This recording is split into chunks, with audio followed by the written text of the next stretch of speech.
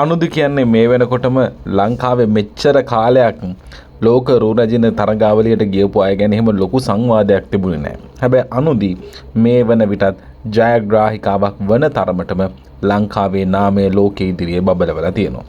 ඇයට අවසන් 40 දෙනා අතරට එන්න බැරි වුණා. මේ 72 වන ලෝක රූරජින තරගාවලියේ අවසන් 40 දෙනා අතරට තෝරාපත් වුණු රටවල්. ඒ අනුව ඇමරිකානු සහ කැරිබියන් දූපත් ආශ්‍රිතව අප්‍රිකාව, යුරෝපය සහ ආසියානු කලාපය ආශ්‍රිතවයි වෙන්නේ. එතනිනුත් පසුව තෝරනු ලබනවා මේ මහද්වීපිකව 5 දෙනෙකු බැගින්. අන්නේ 5 දෙනා අතරටත් ඉන්දියාව පැමිණෙනවා. ඒ කියන්නේ මෙහිදී බොහෝ දෙනෙක් කිව්වා මේ ඉන්දියාවට දෙන්න තමයි මේ හදන්නේ. ඉන්දියාවට තමයි දැනට පොලිෂ් කරලා තියෙන්නේ රූරජින කිරුළ කියන කතාව.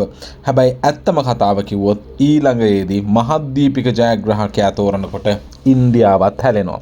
ඒ අනුව 72 වන ලෝක රූරජින තරගාවලියෙන් ඉන්දියාවද මෙවර එළියටට විසිවෙනවා.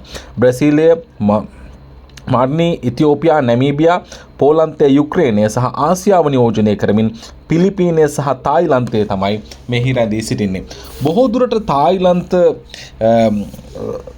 රූරජින ලෝක රූරජින වේවිදෝ නැතිනම් පෝලන්ත රූරජින ලෝක රූරජින වේද. තායිලන්තය හා පෝලන්තය අතර ලෝක රූරජින කිරුළ බොහෝ විට හුවමාරු වනු ඇතැයි ඇතැම් මත පළ කිරීම මේ වෙදී දක්නට ලැබෙනවා. කෙසේ වෙතත් ඉතින් අනුදිට ජනාධිපතිවරයාත් සුබ පැතුම් එකතු කරලා තිබුණා.